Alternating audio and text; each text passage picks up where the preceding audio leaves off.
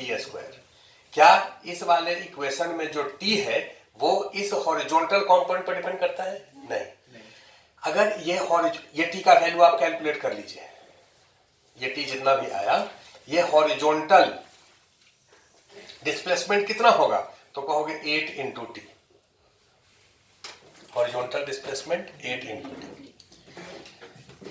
Second case में इस particle को जब आप प्रोजेक्ट किए हैं तो यहां पर कॉलिजन से जस्ट पहले ये वेलोसिटी 16 है और ये वेलोसिटी v बाई है। कॉलिजन के जस्ट बाद ये वेलोसिटी 8 हो जाएगा। ये बात समझ आया? क्योंकि common normal conduction velocity e times वगैरह। लेकिन क्या ये वेलोसिटी चेंज करेगा? नहीं। अब ये वाला वेलोसिटी अगर सेम है तो पहले यहां से यहां तक आने में जितना टाइम लगता था उतना ही टाइम यहां से यहां तक आने में लगा था। अभी भी ये यहां से चलेगा तो, लेकिन चलने के बाद ये पहले यहां गिरेगा, इससे पहले गिरेगा, यहां पर नहीं गिरेगा क्योंकि इधर की तरफ वेलोसिटी 16 था तो ये 16 इंटू टी आया था। अभी ये वेलोसिटी 8 है तो ये कितना होगा? 8 इंटू टी होगा। लेकिन यहां से यहां तक आने में जितना टाइम लगा और यहां से यहां तक आने में जितना टाइम लगा, टाइम का वैल्यू सेम होगा, टाइम चेंज नहीं करेगा। तो आप केवल टाइम निकाल लीजिए कि भाई देखो टोटल टाइम ऑफ फ्लाइट यहां से यहां तक कितना है वो निकाल लो। कितना है टोटल टाइम ऑफ फ्लाइट? तो कहोगे ये तो फॉर्मूला पता है sir, 2 u sin theta by g, 2 u y 12 by 10, 12 दूना 24, 2.4 सेकेंड। ये टोटल टाइम है। यहां से यहां तक आने में कितना टाइम लगा है? इसको t1 मान लेते हैं। तो कहोगे यहां से यहां तक आने में टाइम, इस डायरेक्शन में इक्वेशन लिख दो। जब यहां से यहां आया है तो इधर की तरफ डिस्प्लेसमेंट कितना? 10। इधर की तरफ इनिशियल वेलोसिटी कितना? 16 into T plus half A T square 0। तो t1, तो t1 का वैल्यू हो गया 10 बाई 16, 5 बाई 8।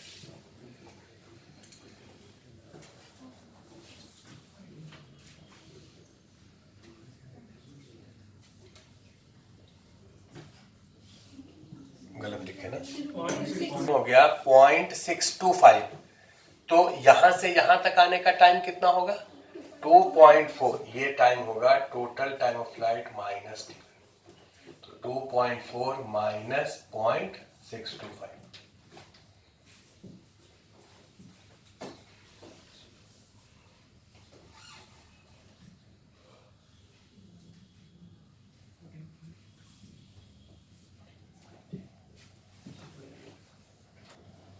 ठीक लिखे हैं?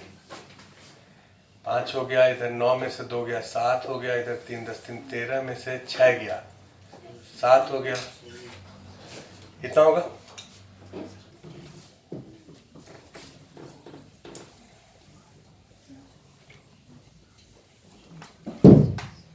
अब ये क्वेश्चन तो प्रोजेक्टाइल का था कि भाई कितने टाइम में यहां स्ट्राइक करेगा, वो आप निकाल लिए। कहां पर स्ट्राइक करेगा ये निकाल लेंगे। कहां पर स्ट्राइक करेगा? ये वाला हाइट निकालना है। ये हाइट अगर h है, अगर तुमसे ये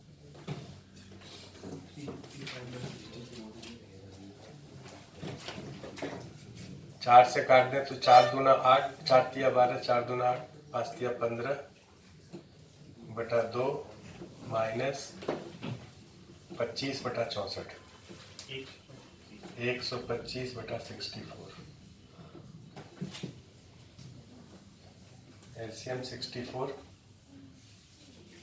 32 गुना 15 माइनस 125, 15 गुना 30, 0, 15 तिया 45, 47 48,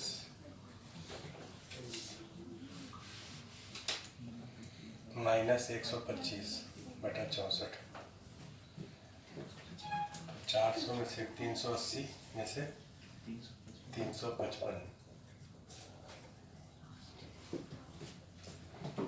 ये हाइट होगा 355/64 मीटर, इसका हाइट। तो ये तो प्रोजेक्टाइल का सवाल था। अगला सवाल इसको करिए। इसमें करने क्या जा रहे हैं सोचना। कॉलिजन से जस्ट पहले इसका वेलोसिटी इधर के तरफ तो 16 है, इधर के तरफ कितना है, v बाई निकाल सकते हैं। ये वाला वेलोसिटी का कंपोनेंट कितना होगा, तो कहोगे सर ऊपर के तरफ इक्वेशन लिखो v equal to u plus a t, यहां से यहां तक। तो बोलो v y is equal to initial velocity 12 minus 10 और t का वैल्यू यहां से यहां तक 5/8, तो एलसीएम हो गया 8,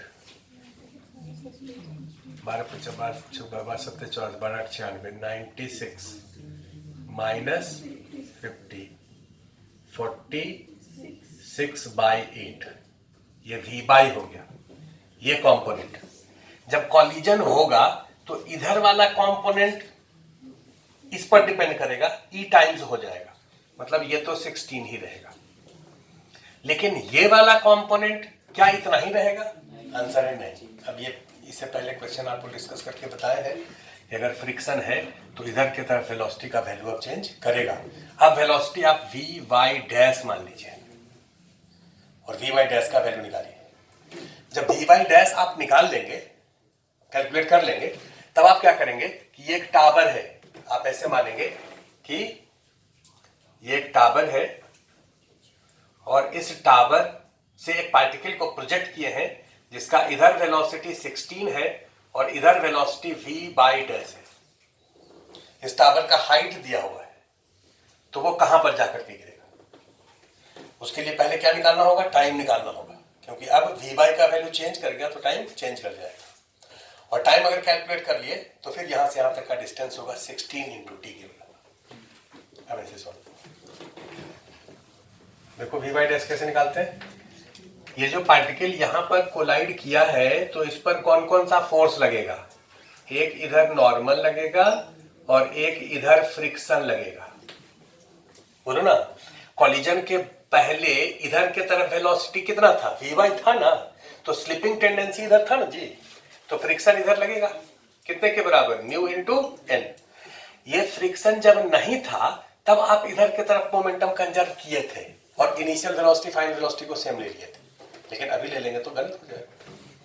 तो आप इंपल्स इक्वेशन लिखिए, क्योंकि इधर मोमेंटम कंजर्व कर नहीं सकते हैं, इधर कर नहीं सकते हैं, केवल सिस्टम इसी को लेना है, इस दोनों को सिस्टम आप ले नहीं सकते क्योंकि वॉल जो है मैसिव बॉडी है। केवल इसको अगर सिस्टम लेते हैं तो आप इंपल्स इक्वेशन लिखिए, इधर के तरफ इंपल्स, बोलो इधर के तरफ क्या लिखें, एन डी टी, इधर के तरफ final momentum m16 minus initial momentum minus m16। बोलो समझ आया। और इस डायरेक्शन में इंपल्स इक्वेशन ऊपर के तरफ, तो minus mu N d t, ऊपर के तरफ final momentum m v y dash minus initial momentum m v y, इससे इसको डिवाइड कर दो 2/1, तो minus mu v y dash v y 32, m cancel हो गया, तो यहां से वी वाई डैश हो जाएगा minus 32 mu plus v y. V y का वैल्यू है कितना, वी बाई ये है, ये ना 46/8 माइनस 32 म्यू का मतलब 16, इसको 23/4 ही लिख देते हैं। और अब कैलकुलेट कर लो, एलसीएम 4 हो गया, ये हो गया 23 माइनस 16 चौके 64 माइनस 41/4। इसका मतलब ये हुआ कि अब तुमको कैलकुलेशन कैसे करना है कि ये एक टावर है जिसका हाइट पता है और एक पार्टिकल का वेलोसिटी इधर 16 है और नीचे कितना है 41/4। तो ये पार्टिकल जो है वो भाई रिजल्टेंट वेलोसिटी कुछ ऐसे होगा, तो ये ऐसे प्रोजेक्टाइल पाथ में चलेगा। तो ये जब प्रोजेक्टाइल पाथ में ऐसे चला तो कहां गिरेगा ये बताना। तो आगे के कैलकुलेशन के लिए आपको सबसे पहले तो टाइम निकालना होगा यहां से यहां तक। टाइम कैसे निकालें? तो यहां से यहां तक आया है तो नीचे की तरफ डिस्प्लेसमेंट कितना है h, और h का वैल्यू आप कैलकुलेट कर चुके हैं 355/64। h इज इक्वल टू नीचे की तरफ initial velocity 41/4t plus half 10t²। इस इक्वेशन से t निकालें और फिर ये डिस्प्लेसमेंट इधर की तरफ कितना हो जाएगा 16 इंटू टी, ये आंसर हो जाएगा। ये क्वेश्चन आप लोगों को लिखना है। डायग्राम में आपको दिख रहा है कि दो स्फीयर है, एक 2 kg का और एक 4 kg का, रेडियस दोनों का सेम है और वेलोसिटी है 4 मीटर पर सेकेंड 2 मीटर पर सेकेंड। देखिए after collision 2 kg block return back, after collision 2 kg block return back with velocity 2 meter per second.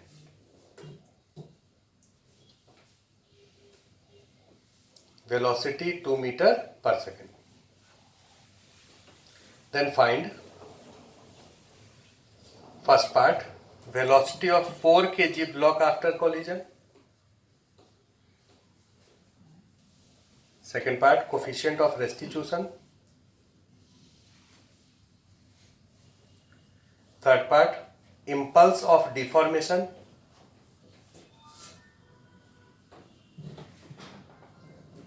Fourth part, maximum potential energy of deformation. Last part, impulse of reformation. चलो यहां देखो, collision के बाद इसका velocity इधर के तरफ 2 दिया है, इसका वेलोसिटी निकालना है फर्स्ट पार्ट में। लेट कर लीजिए इधर के तरफ भी, पहला पार्ट सॉल्व कर रहे हैं। तो इस पूरे को सिस्टम मानेंगे तो हॉरिजॉन्टल मोमेंटम कंजर्व रहेगा। कंजर्वेशन ऑफ मोमेंटम इधर बोलो, initial momentum 2 into 4 minus 4 into 2 equal to इधर के तरफ final momentum 4v minus 2 into 2 4। ये तो 0 हो गया, तो 4v equal to 4, v equal to 1। मतलब आफ्टर कॉलिजन इसका वेलोसिटी कितना हो जाएगा 1 हो जाएगा। ये समझ आया? अब उसके बाद दूसरे पार्ट में कोफिशिएंट ऑफ रेस्टिट्यूशन पूछा जा रहा है और ये होता है वेलोसिटी ऑफ सेपरेशन। देखो पॉइंट ऑफ कॉलिजन ये है, कॉलिजन के बाद ये दोनों सेपरेट हो रहे हैं, ये इधर 1 से ये इधर 2 से, तो वेलोसिटी ऑफ सेपरेशन कितना 3 और वेलोसिटी ऑफ अप्रोच कितना 6, तो कितना होगा 1/2। -3 कौन बोल रहा है? तुम बोल रही है -3। वेलोसिटी ऑफ सेपरेशन कितना होगा 3, तो कोफिशिएंट ऑफ रेस्टिट्यूशन कितना हो गया हाफ। थर्ड में पूछा जा रहा है इंपल्स ऑफ डिफॉर्मेशन। आप ये बताओ कि जब ये दोनों बॉडी एक दूसरे को टच करेगा, जिस समय टच किया यहां पर, ये देखो जस्ट टच किया और टच करने के बाद एक दूसरे को कॉम्प्रेस करेगा, और जिस समय मैक्सिमम कॉम्प्रेशन होगा, मैक्सिमम कॉम्प्रेशन इसका भी और इसका भी, टच करने से जस्ट पहले इसका वेलोसिटी इधर के तरफ 4 मीटर पर सेकेंड था और इसका वेलोसिटी इधर के तरफ 2 मीटर पर सेकेंड था। ये दोनों एक दूसरे को कॉम्प्रेस करेगा और मैक्सिमम कॉम्प्रेशन के समय सिचुएशन ये होगा। इस समय वेलोसिटी लेट करिए, इस समय दोनों का वेलोसिटी सेम होगा, इस समय दोनों का वेलोसिटी सेम होगा। तो हम लेट कर लेते हैं कि दोनों का वेलोसिटी इधर के तरफ v1 है, क्योंकि v उसको मान लिए थे तो इसको v1 मान लेते हैं। ये v1 कितना होगा ये बताओ, कॉमन वेलोसिटी। तो कहोगे सर इस पोजीशन पर और इस पोजीशन पर, तो मोमेंटम कंजर्व रहेगा। इधर के तरफ इक्वेशन लिख रहे हैं, इस पोजीशन कोलिजन से जस्ट पहले और इस पोजीशन पर, बोलो इधर के तरफ मोमेंटम 4 गुना 2 और ये 2 है 4 एनर्जी, तो इधर की तरफ कितना -4 इंटू 2 इक्वल टू इसका 4 और 2 6 इंटू V1। तो V1 कितना हो गया 0। मैक्सिमम कंप्रेशन के समय दोनों का वेलोसिटी क्या होगा 0 होगा, ये भी रेस्ट पर होगा और ये भी रेस्ट पर होगा। अब velocity of impulse of deformation, तो इंपल्स ऑफ डिफॉर्मेशन लिखने के लिए आप इस बॉडी को चूज करिए या इसको चूज करिए। ये यहां से यहां तक डिफॉर्म हुआ है, ये भी यहां से यहां तक डिफॉर्म हुआ है, किसको चूज करें, तुम्हारी इच्छा, दोनों से आंसर एक ही आएगा, किसको करें चूज, वो इसको चूज करते हैं, ठीक है। तो देखो ये जो 4 kg का ब्लॉक है उस पर नॉर्मल इधर लगा है ना, नॉर्मल इधर लगा है, तो इधर के तरफ इंपल्स इक्वेशन लिख दें, इधर की तरफ क्या लिखे इंपल्स इक्वेशन इसका, तो कहोगे n dt, यहां से यहां तक आने का टाइम dt है, इज इक्वल टू इधर के तरफ final momentum minus initial momentum, तो फाइनल मोमेंटम कितना 4v1 माइनस इनिशियल मोमेंटम कितना 4 माइनस 2, 4 इंटू -2, तो v1 का वैल्यू कितना हो गया 0। ndt कितने के बराबर 8, इसको कहेंगे इंपल्स ऑफ डिफॉर्मेशन JD। तुम्हें से कोई कहे नहीं सर इसको इसका बता दीजिए, इसका भी आंसर उतना ही आएगा। देखो इस पर इंपल्सिव फोर्स लग रहा है इधर n, इस पर इंपल्स इक्वेशन लिख रहे हैं इधर के तरफ, बोलो क्या लिखें, इधर के तरफ फोर्स n इंटू dt, यहां से यहां तक आने में टाइम कितना dt, इधर के तरफ फाइनल मोमेंटम बोलो 0, v1 0 है, माइनस इधर के तरफ इनिशियल मोमेंटम, इधर इनिशियल मोमेंटम, तो इनिशियल मोमेंटम इनिशियल वेलोसिटी इधर के तरफ 4 था ना, 4 इंटू 2 8 इधर है, तो इधर -8, ठीक है। उसके बाद इंपल्स ऑफ रिफॉर्मेशन, यहां के बाद फिर वो इस स्टेट में आ जाएगा, या तो ऐसे करके लिख दो तब भी सही है, या तुमको पता है कि कोफिशिएंट, ये कौन सा पार्ट था चौथा, कोफिशिएंट ऑफ रेस्टिट्यूशन क्या होता है, impulse of reformation by impulse of deformation, तो इंपल्स ऑफ रिफॉर्मेशन को सीधा लिख सकते हो E इंटू जेड, मतलब इसे आधा, ठीक है। A ball of mass small m moving with speed v make a head-on collision with an identical ball at rest. The kinetic energy of balls after collision is 3/4 of original. Find coefficient of restitution. तो question में ये लिखा था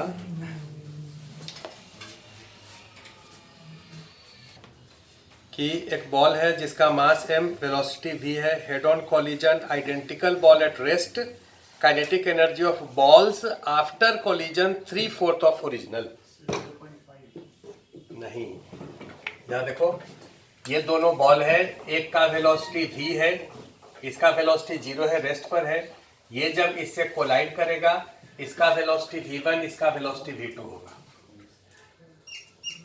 v1 और v2 कितना होगा, v2 होगा 1 plus e by 2 और v1 होगा 1 माइनस e बाई 2। मन करे तो याद रख सकते हो ऐसे सोच करके कि देखिए सर अगर ये कॉलिजन इलास्टिक होता है तो हमको याद है कि इसका वेलोसिटी कितना हो जाता है, इसके बराबर, sorry this into v and this into v, तो इसका वेलोसिटी कितना हो जाता है, इसके बराबर। अगर e का वैल्यू 1 कर दें ई का वैल्यू 1 कर दें तो ये कितना हो जाएगा, v के बराबर, और ये कितना हो जाएगा, 0 के बराबर। कैलकुलेट करके दिखा देंगे, इतना तुम खुद भी देख सकते हो। तो आफ्टर कॉलिजन वेलोसिटी दोनों का इतना है, तो लॉस ऑफ काइनेटिक एनर्जी कितना हुआ, लॉस ऑफ काइनेटिक एनर्जी, नहीं इसमें क्या लिखा है कि final kinetic energy 3/4 of initial हो जाता है, ये लिखा है ना। तो फाइनल काइनेटिक एनर्जी कितना है, हाफ m 1 प्लस E/2 का square into v square plus इसका हाफ m 1 माइनस E/2 का स्क्वायर इंटू वी स्क्वायर, ये final kinetic energy. This is equal to 3/4 of initial, initial है हाफ m वी स्क्वायर। चलिए इसको solve करिए, देखिए कितना आएगा।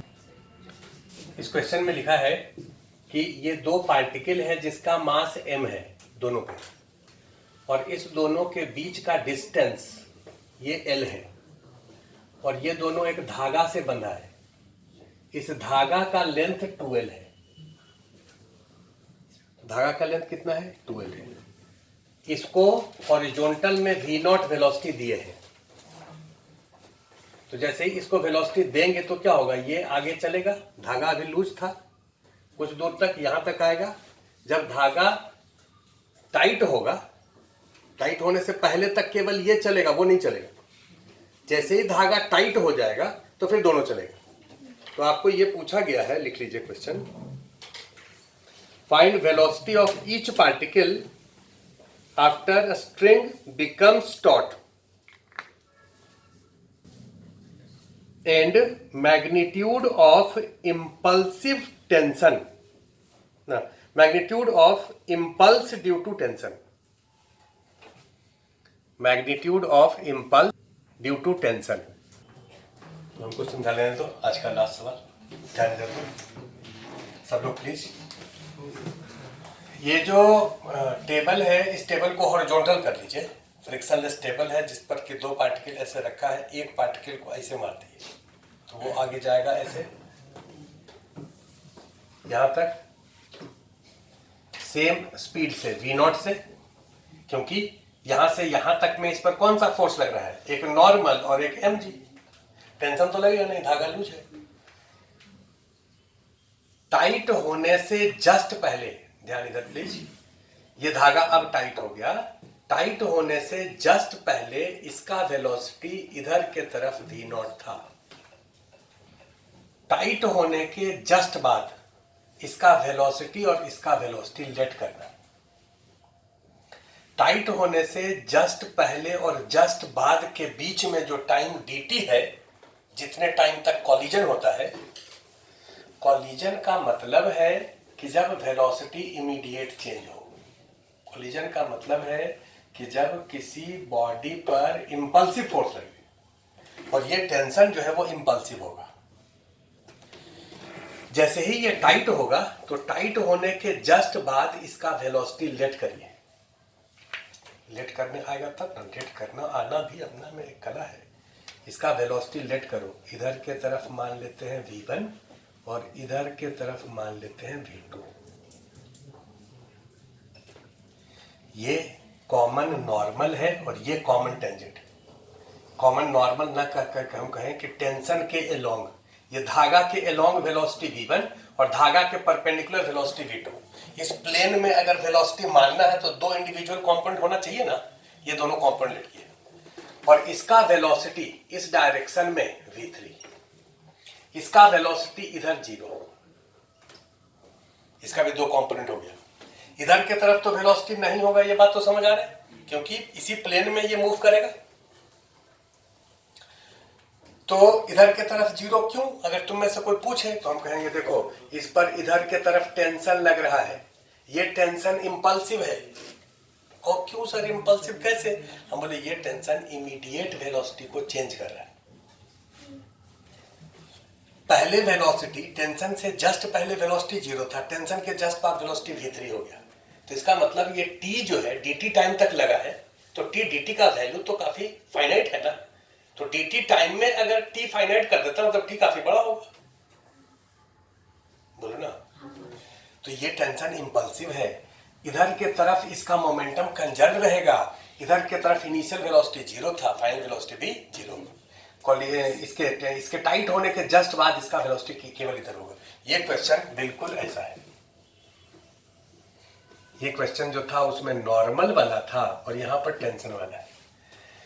ये यहां से आकर के ऐसे स्ट्राइक किया, स्ट्राइक करने के जस्ट बाद इसका वेलोसिटी हम केवल इधर माने और इसका वेलोसिटी हम इधर और इधर दोनों तरफ माने। इसका वेलोसिटी इधर क्यों नहीं माने? क्योंकि ये इंपल्सिव नॉर्मल इधर के तरफ नहीं है। बिल्कुल वही क्वेश्चन, वहां पर नॉर्मल था, यहां पर इस धागा में टेंशन है। वेलोसिटी करने आ गया। अब इस पूरे सिस्टम को अगर कंसीडर करें तो मोमेंटम किधर कंजर्व रहेगा? कौन सब डायरेक्शन में सर? इधर भी, ये सब डायरेक्शन में इसका मोमेंटम कंजर्व रहेगा। केवल इसको अगर सिस्टम माने तो मोमेंटम इधर कंजर्व रहेगा, क्योंकि केवल इसको सिस्टम माने तो ये टेंशन है जिसका इधर कंपोनेंट नहीं है। तो इधर की तरफ कंजर्वेशन ऑफ मोमेंटम करके V2 निकाल लेंगे। बोलो V2 कितना होगा? ये वाला एंगल थीटा है, ये अगर थीटा है तो ये एंगल भी थीटा हो गया। तो V0 का इधर V0 cos थीटा, इधर V0 sin थीटा, और ये थीटा का वैल्यू 30 डिग्री होगा, क्योंकि ये L है और ये 2L है। तो V0 बाई 2, ये V2 हो गया।